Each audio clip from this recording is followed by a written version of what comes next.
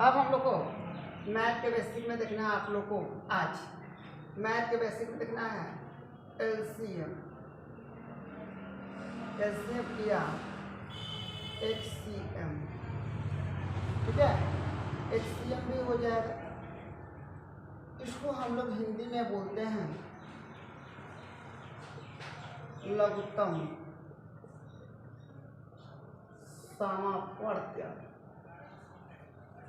Shortcut में इसको हम लोग लासा भी कहते हैं। ठीक है, यहाँ पर होता है एल सी एम, ठीक है ना, लोअर होता है,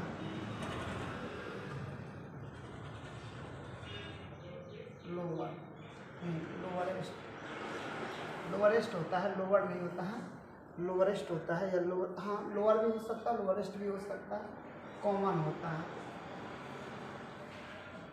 मल्टीपल होता है,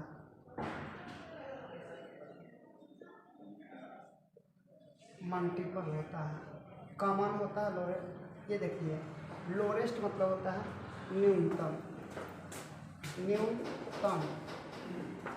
कॉमन मतलब होता है उभयनिष्ठ होता है, उभयनिष्ठ होता है। मल्टीपल मतलब होता है पूरज होता है। क्या होता है? पूरज होता है। क्या होता है? पूरज होता है। अब देखिए, आप बोलिएगा एल से हो जाएगा लोरेस्ट मतलब हो जाएगा न्यूनतम, सी से हो जाएगा कॉमन, उभयनिष्ठ हो जाएगा, एम से हो जाएगा मल्टीपल, यहाँ पे पूरज हो जाएगा। एस से होता है स्मॉलेस्ट या स्मॉलर। एस स्मॉल का मीनिंग क्या होता है? S M A double L E S T, यही होता है स्मॉल। स्मॉल का मीनिंग क्या होता है? S M A double L होता है। स्मॉल मतलब क्या होता है? छोटा। हम लोग इसमें ई एस टी लगा देंगे तो स्मॉलेस्ट हो जाएगा। इसका भी मतलब होता है न्यूनतम। इसका भी मतलब क्या होता है? न्यूनतम। सी से आप लोग को बताया गया है C double O M O N, common मतलब क्या होता है? उभयनिष्ठ होता है। क्या होता है? उभयनिष्ठ होता है। उभयनिष्ठ, उभय का होता है उभय, उभयनिष्ठ। और यहाँ पे होता है एम से होता है MULTIPLE, मल्टीपल्स मतलब होता है गुणज। तो आपको ध्यान रखिएगा, यहाँ पे एलसीएम या एचसीएम भी बोल सकते हैं, एचसीएम भी बोल सकते हैं, जिसको हम लोग हिंदी में लघुत्तम समापवर्त्य कहते हैं, जिसको शॉर्टकट में हम लोग लसा कहते हैं। तो ये चीज़ आप लोग नोट कर लीजिए, फिर हम लोग देखेंगे कि एलसीएम क्या है या एचसीएम क्या है। चलिए आप लोग देख लीजिए।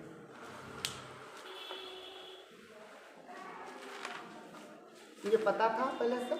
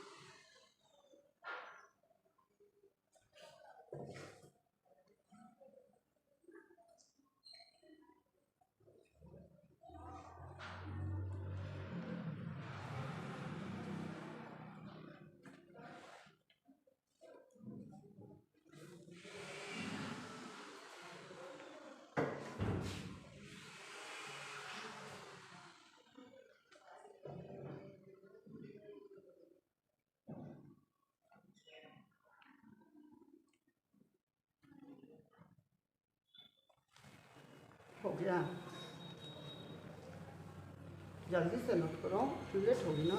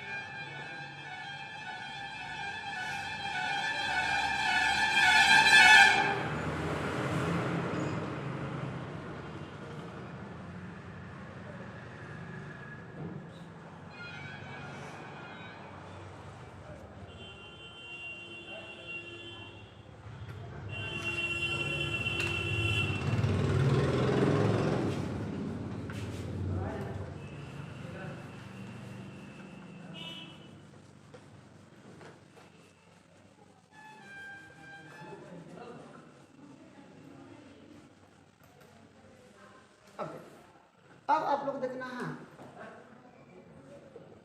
एलसीएम या लसम किसे कहते हैं, किसे कहते हैं? जब दो या दो से अधिक संख्याओं, दो या दो से अधिक संख्याओं का लस एलसीएम वह संख्या है, दो या दो से अधिक संख्याओं का एलसीएम वह संख्या है जो दी गई संख्याओं से विभाजित होती है। बात समझो क्या बोला गया है? दो या दो से अधिक संख्याओं का लसाअ चाहे एलसीएम, ठीक है ना, एलसीएम वह संख्या है जो दी गई संख्याओं से क्या होता है, विभाजित होता है। अब आप पूछिएगा सर ये कौन तरीका बता रहे हैं, हमको समझ में नहीं आ रहा है, टाइम आपको समझ में नहीं आ रहा है। यहाँ पर बताया गया है एग्जाम्पल, आप ले लीजिएगा, एग्जाम्पल ले लिया, एग्जाम्पल लीजिएगा तो थोड़ा सा केयर कर लीजिए। 4, 6 और 8, ठीक है ना, इसका आप क्या निकालिएगा, लघुत्तम निकालिएगा, ठीक है ना, लघुत्तम निकालिएगा। इसको हम लोग कौन सा विधि बोलेंगे, बाद में विधि के बारे में बता देंगे। 2 से घटाइए, यहाँ पर भाग करेंगे, 2 से कर देंगे, इसको 2 हो जाएगा, 3 हो जाएगा, 4 हो जाएगा, फिर 2 से करिए, 1 हो जाएगा, 3 हो जाएगा, यहाँ पे 2 हो जाएगा, फिर यहाँ पे कितना से कीजिए, 2 से कीजिए, 1 हो जाएगा, 3 हो जाएगा, 1 हो जाएगा, फिर यहाँ पे 3 से कट दीजिए, 1 हो जाएगा, 1 हो जाएगा, 1 हो जाएगा। अब यहाँ पे कितना है, 2 है, गुणा में कितना है, 2 है, फिर गुणा में कितना है, 2 है, गुणा में यहाँ पे कितना है, 3 है।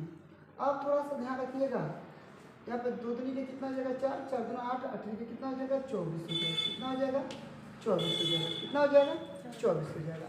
अब बताया गया है कि 2 या 2 से अधिक संख्याओं का एलसीएम वह संख्या है जो दी गई संख्याओं से विभाजित होती है।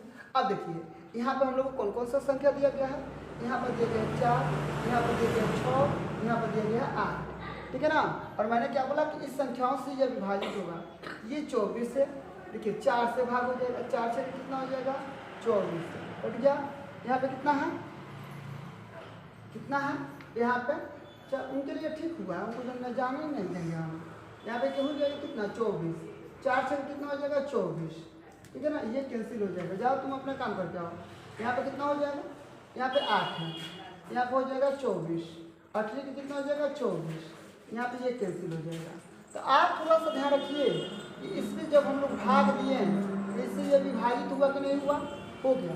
तो ये सब जितना भी संख्या है, और जब हम लोग का एलसीएम आ जाएगा, लघुत्तम आ जाएगा, ठीक है ना, तो भाग देने के बाद वह क्या हो जाएगा, हम लोग क्या बना रहे हैं, लसा, या हम लोग इसको बोलते हैं लघुत्तम, लघुत्तम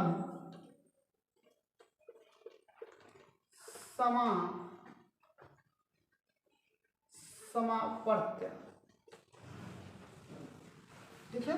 तो इस संख्याओं से कट गया, तो इसी को हम लोग क्या बोलते हैं, लघुत्तम कहते हैं, एलसीएम कहते हैं, या एलसीएम का दूसरा नाम एक्ससीएम भी कहते हैं, ठीक है ना, लसा।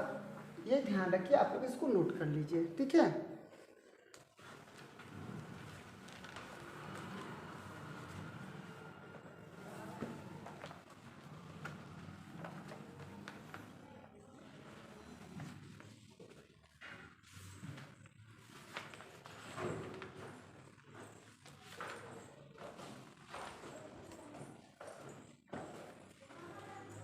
बोलो धीरे धीरे आने के लिए कौन है, धीरे धीरे आइए, धीरे धीरे जाइए, उनका जाके एडमिट कार्ड लेके आइए, आधार कार्ड पूछ के, ठीक है ना, जैसे करते हैं उनका, उनके लिए ठीक हो रहा है, बहुत अच्छा हो रहा है। जाओ जाके उनका लेके आओ, एडमिट कार्ड लेके आओ, उनका आधार कार्ड लेके आओ। वो अहंकारी हो गई, अहंकार ज़्यादा हो गया उनको, बताओ, जब एडमिट कार्ड गलती है तब उनको लेके आना चाहिए ना कि हाँ हमको लेके चलना है हमको।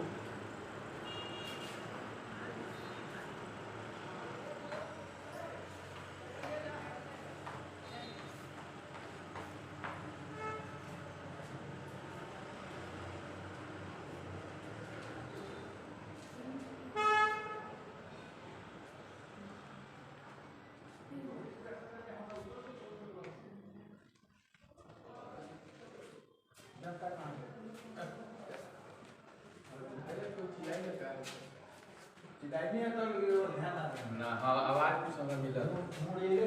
हाँ हाँ तो क्या लोग तो क्या आप लोग का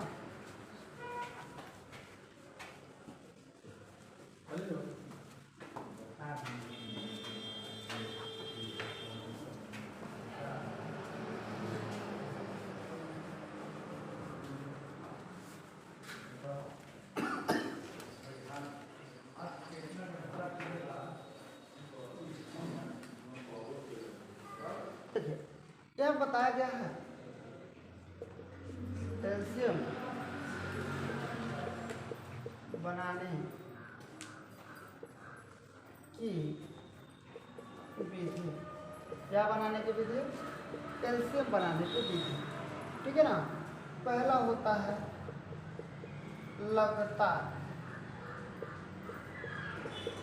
भाग विधि, लगातार भाग विधि। दूसरा होता है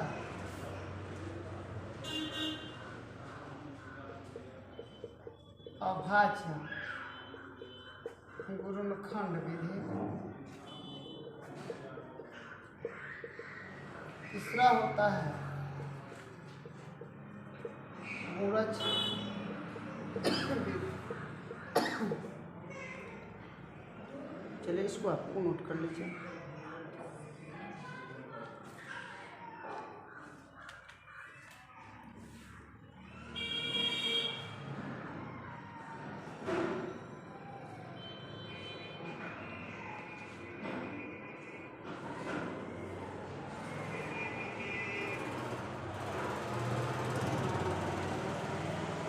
इसको अगर आप लोग चाहें तो लिख सकते हो CONTINUOUS, continuous, DIVISION, division, MOTHMETHEOED,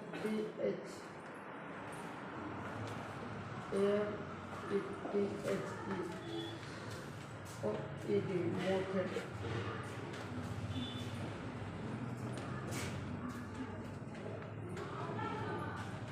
ध्यान रखो यहाँ पे METHOD, मोथेड। इसको हो जाएगा ACTOR ISATION, प्रोटेशन।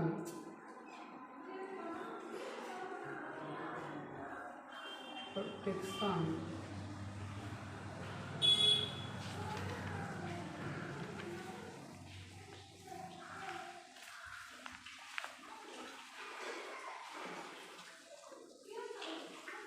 PRIME, prime, ACTORISATION,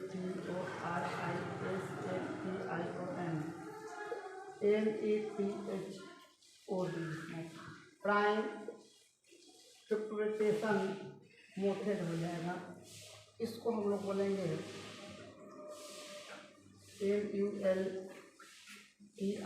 MULTIPLE, multiple method, METHOD, method. ये हम लोग को हो जाएगा। जैसे लगातार विधि के लिए आप लोग बोल सकते हैं कंटिन्यूअस डिवाइजन मेथड, यहाँ पर हो जाएगा अभाज्य गुणनखंड विधि, यहाँ पर प्राइम प्रिपरेशन मेथड, और यहाँ पर हो जाएगा गुणज विधि, मल्टीपल मेथड हो जाएगा। इसको आप नोट कर लीजिए।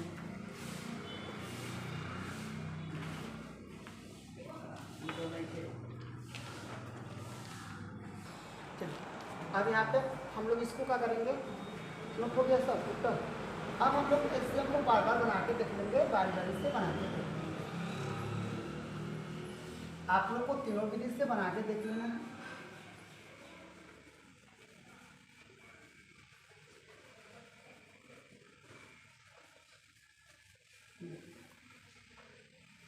बताया गया है पल का था लगातार भाग विधि, यानी जब तक उसका क्रिया संपन्न नहीं होता है हम लोग लगातार भाग विधि से उसको क्या करते हैं, बनाते हैं। बार बार हम लोग भाग करते हैं, यानी मतलब क्या होता है, पहले 2 से कटाते हैं, 2 के बाद कितना से कटाते हैं, 3 से कटाते हैं, 3 के बाद 4 से कटाते हैं, 4 के बाद 5 से कटाते हैं, 5 के बाद 6 से कटाते हैं, 6 से के बाद 7 से, जितना से कटने वाला होता, भाग लगने वाला होता, लगाते हैं। यहाँ पे एक उदाहरण हम दे रहे हैं, उदाहरण ले लीजिए, एग्जाम्पल ले लेते हैं हम लोग, ठीक है ना। 4, 4, 8 और 12 का एलसीएम जानते हैं। अब इसी को हम आप लोग को सभी विधि के बारे में बता देंगे। लगातार भाग विधि क्या है, आप लोग को ये देखना है सबसे पहले। लगातार भाग विधि क्या है, 4, 8 और यहाँ पे कितना है 12। चलिए इसको काटाइए, 2 से जाएगा 2, 4, 6, फिर 2 से जाएगा 1, 2, 3 हो जाएगा, फिर 2 से जाएगा 1, 1, 3 हो जाएगा, फिर 3 से जाएगा 1, 1, 1 हो जाएगा। अब यहाँ हो जाएगा 2 गुणे 2 गुणे 2 गुणे कितना हो जाएगा 3। देखिए पहले मैंने 2 से किया, 2 दूनी के 4, फिर 2 चौके 8, फिर 2 छक्के 12, फिर 2 से 2 एकम 2, 2 दूनी के 4, 2 तियाँ 6, फिर 2 से ये तो नहीं कटेगा, तो 2 एकम 2, ये 3 के 3, फिर 3 से 1, 1 और यहाँ पे हो जाएगा 3।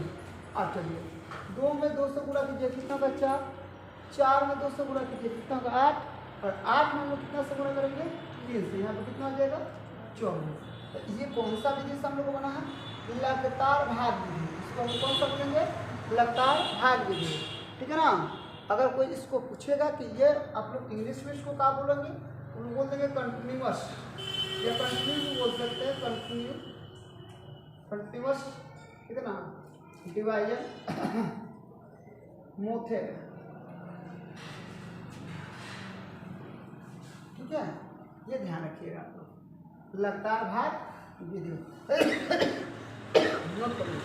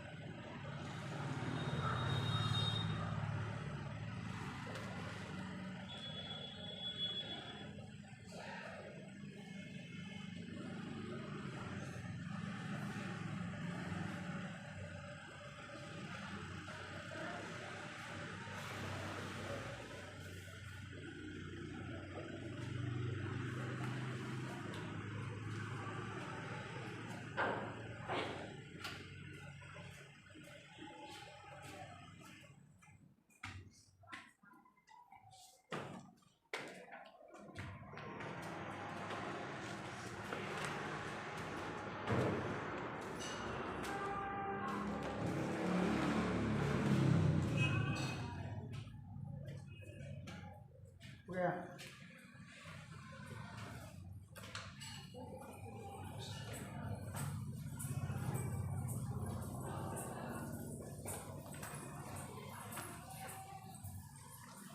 अब यहाँ पे बनाएंगे हम लोग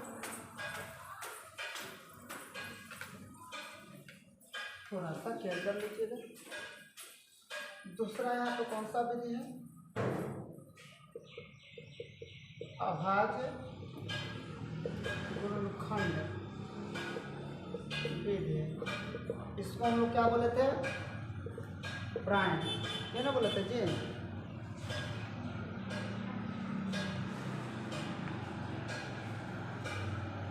ट्राइन, FACTOR आई स्टेशन, स्टेशन यहाँ पे हो जाएगा ऊँट। अब यहाँ रखना तुम लोग को, यहाँ पे क्या क्या दिया गया था, पहला 4, 8 और 12 का एलसीएम ज्ञात करना था। ज्ञात करें, ये ना ज्ञात करना था जी। चलिए कैसे हम लोग करेंगे ज्ञात, सीख लीजिए आप लोग, सीख लीजिए। यहाँ पे 4 का अभाज्य खंड क्या होगा, 4 का अभाज्य गुणनखंड क्या हो जाएगा, 2 × 2, 2 के पावर 2। 8 का अभाज्य गुणनखंड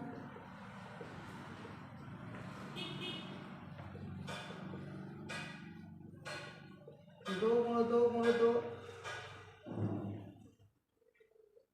12 का अभाज्य गुणनखंड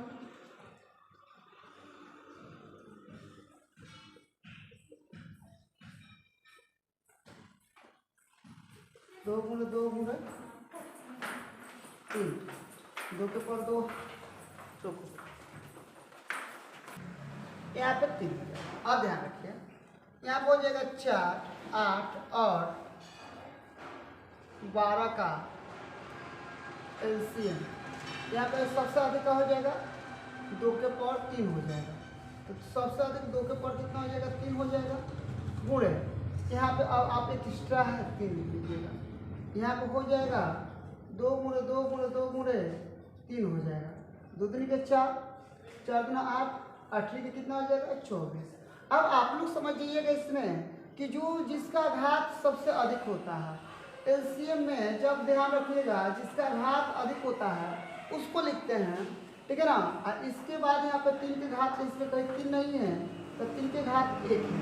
यहाँ पे 3 के घात लिखा है, हम लोग ने गुणा किया 2 में 2 से तो 4 हुआ, 4 में मैंने 2 से गुणा किया तो 8 हुआ, और 8 में मैंने कितना से गुणा किया, 3 से किया।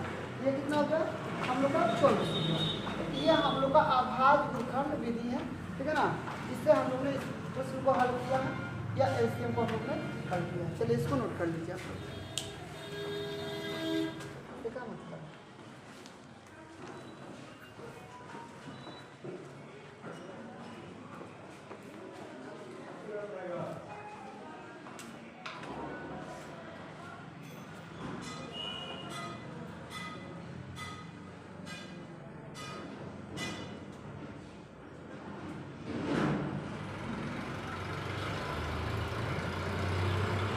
ऑपरेशन लगा, ऑपरेशन में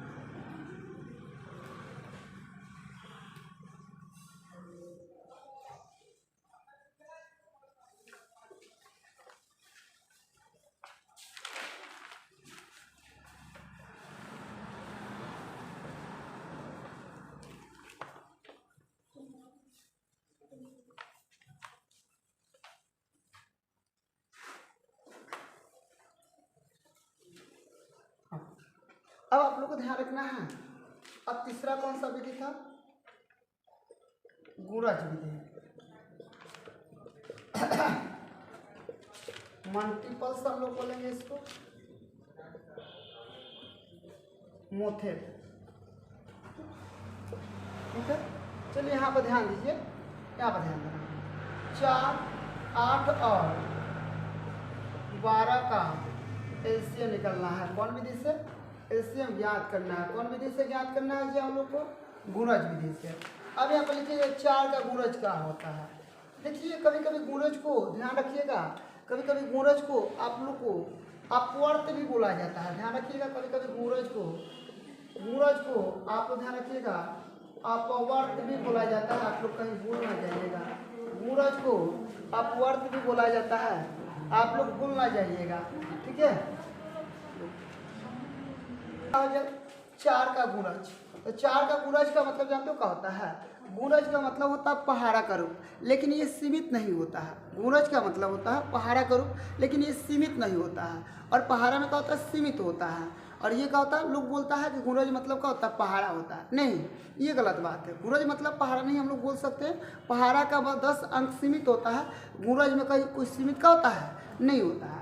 अब चार का गूरज लिखिएगा, तो यहाँ पर हो जाएगा 4, 8, 12, 16, 20, 24, 28, 32, ठीक है।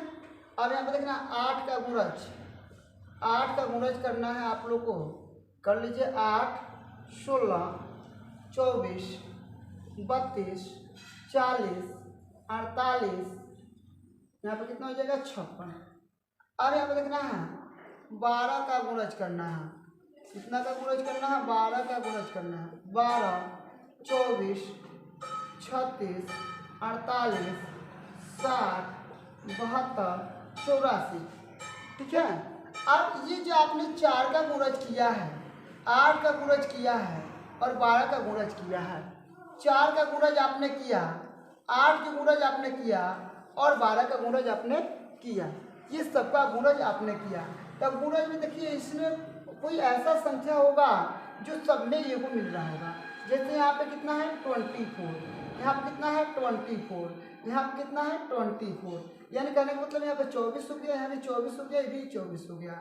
यहाँ पे लिखना पड़ेगा 4, 8 और 4, 8 और 12 का LCM कितना हो जाएगा?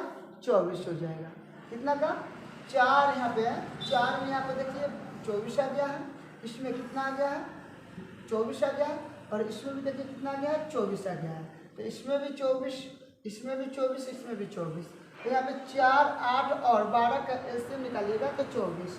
तो आप लोग ने इससे पहले लगातार विधि द्वारा, उसके बाद अभाज्य गुणनखंड विधि द्वारा, अगुणज विधि द्वारा आप लोग ने निकाला, तो सबका आंसर कितना आया? 24 आया। यानी कहने का मतलब आप लोग लघुत्तम चाहें तो आप लोग तीनों विधि से आसानी से क्या कर सकते हैं? बना सकते हैं। लघुत्तम अगर आप लोग चाहें तो आसानी से तीनों विधि से क्या कर सकते हैं? आप लोग बना सकते हैं। इसको आप लोग नोट कर लीजिए।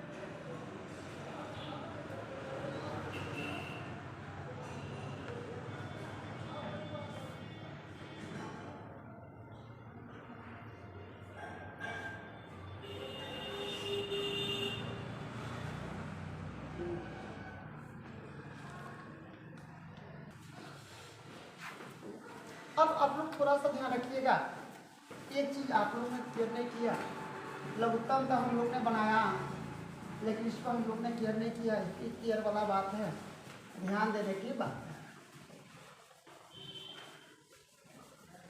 और आप लोग और भी दो विधि से आप लोग कर सकते हो, इसको आसानी से दो विधि से बना सकते हो। देखिए, अभाज्य गुणनखंड जो विधि है, अभाज्य गुणनखंड विधि है, इसको थोड़ा सा ध्यान रखिएगा। अभाज्य गुणनखंड विधि, इसको यहाँ पे दो वर्गों में बांट दिया जाता है। इस यहाँ पे अभाज्य गुणनखंड के यहाँ पे जो है इसको दो वर्गों में बांट दिया जाता है। अब इसका दो रूप होता है, एक इसका फलका रूप होता है अपवर्तक, अपवर्तक विधि, और दूसरा का जानते हो क्या होता है, गुणनखंड विधि। आप बोलिएगा सर इसका मतलब क्या होता है, हमको थोड़ा सा बता दीजिए। इसका मतलब क्या होता है, थोड़ा सा हमको बता दीजिए, ठीक है। इसको हम लोग बोलते हैं FACTOR फैक्टर, METHO मेथड, ध्यान रखिएगा। यहाँ पे क्या हो जाएगा, गुणनखंड विधि। तो इसको आप क्या कीजिएगा, गुणनखंड विधि में थोड़ा सा ध्यान रख लीजिएगा, ठीक है ना। इसको अभाज्य गुणनखंड कह सकती हूँ, ठीक है ना, या गुणनखंड भी कह सकते हैं। तो इसको हम लोग अभाज्य ले लेंगे, अभाज्य में अभाज्य गुणनखंड आ जाएगा, तो इसको PRIN प्राइम, ठीक है ना, मेथड कह सकती हो आप। थोड़ा सा इस पर ध्यान रखिए, ये क्या है थोड़ा सा हम लोग जान लें।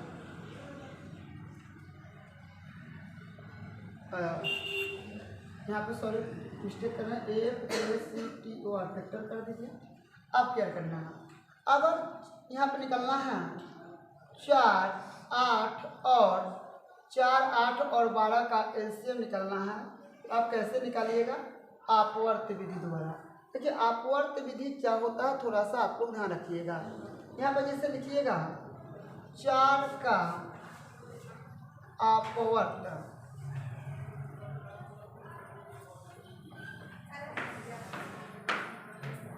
4 का अपवर्तक, 4 का अपवर्तक कितना हो जाएगा, 1, 2, यहाँ पे 4 का अपवर्तक हो जाएगा 1, 2 और कितना हो जाएगा 4, 1, 2 और कितना हो जाएगा 4 हो जाएगा।